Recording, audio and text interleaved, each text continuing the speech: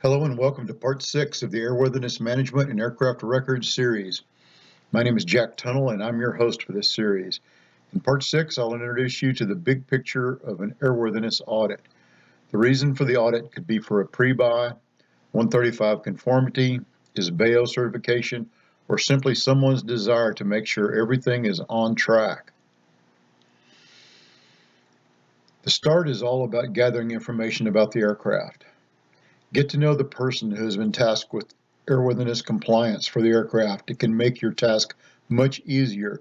This person will or should know all about the aircraft, its existing records, their location, state of organization, and whether there is a record system in place. My primary goal is to help create a situation where the records are well organized, represent the aircraft accurately, and communicate the airworthiness condition clearly to everyone who needs the information. My secondary goal is to teach the responsible party how to keep a living, audit-proof aircraft record system. The asterisk items are items that will be explained in future parts of the series. If you've been paying attention to the previous series parts, you may have some of this information already. This is where I usually find the records as organized as a train wreck. Everything is piled up and the pieces, like crashed rail cars, have landed in a very random order. Small aircraft on a 100-hour annual inspection program using logbook record systems will usually have all the paperwork in a box, briefcase, or bag, at least what there is available. Large aircraft on a 91.409 selected inspection program and a computer aircraft maintenance tracking program will usually have the records, depending on age and hours, in a bunch of banker boxes. If you're lucky, there will be some level of organization, usually grouped by work orders and hopefully dates. We will get down in the weeds on each of these items as I go forward with the series. We want to revisit the concept of legal versus airworthy. Airworthiness is a pretty simple concept.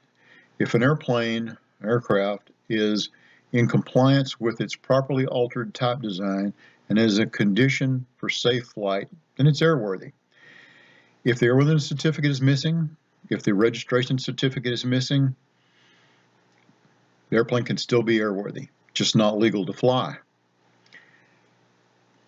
If you're not in compliance with an RVSM manual or a VOR accuracy check, the airplane can still be airworthy, just not legal to fly in some airspaces and in some conditions. So as we go forward, we'll really lump everything together as airworthiness, even though some of these items would really just prevent you from being legal to fly. It wouldn't change the picture of airworthiness. Part of any audit of any kind is to validate what you're seeing from as many ways as possible. Do the aircraft records adequately match the requirements from the type certificate data sheet, STCs, other manuals, and very importantly, the aircraft? Do the people who are approving the aircraft for return to service have what it takes to do it correctly at a high level of workmanship?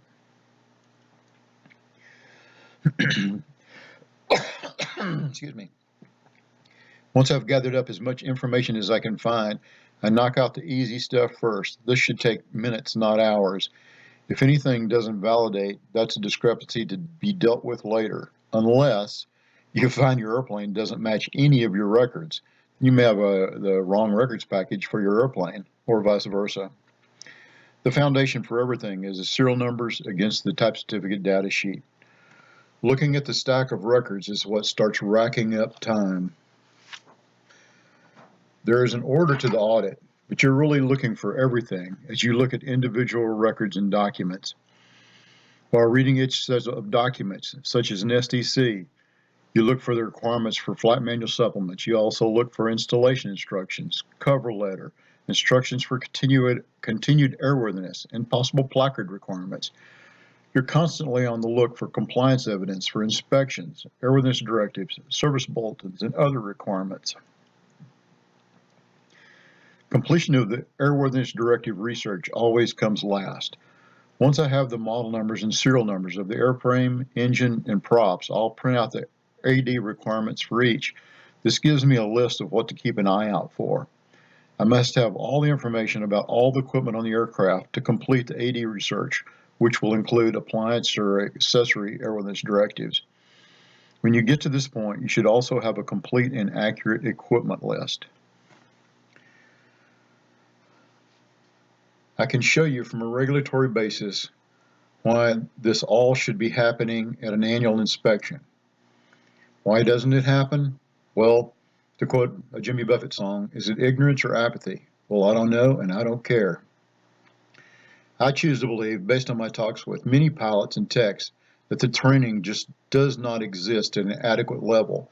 Pilots and owners who don't really understand their responsibilities to airworthiness are just looking for quick, cheap. Unfortunately, the knowledge level of pilots and techs is so low and the oversight is so lax that you can usually find someone to half-ass your airworthiness support. The FAA doesn't provide any significant oversight in this. If the IRS was never going to audit your taxes, would you keep records?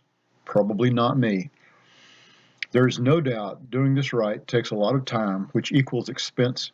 One good thing is the heavy lifting only has to be done once if you keep a good record system. Another is that the owner or pilot with this training can do most of the heavy lifting and mitigate the cost. Print a bunch of discrepancy sheets and get ready. This may seem glib, but there is a very small percentage of aircraft that don't have record discrepancies that could cause significant enforcement problems for the PIC and maintainers if the FAA did any significant oversight. There will be so many, in fact, that you'll not be able to remember them all if you don't record them as you find them. Remember, it's easy to sign off when resolved such as this. Could not find XYZ flight manual supplement for STC XYZ as the discrepancy. You present the discrepancy to the responsible party and they say, oh, I keep that under the cushion of the number one passenger seat. You know why they would do that, who knows? You shake your head, shrug your shoulders, you sign off the discrepancy as found. It's just part of what takes so much time. As always, send me an email with any questions you may have. I'll try to answer directly, and they may wind up in a future presentation. Thanks.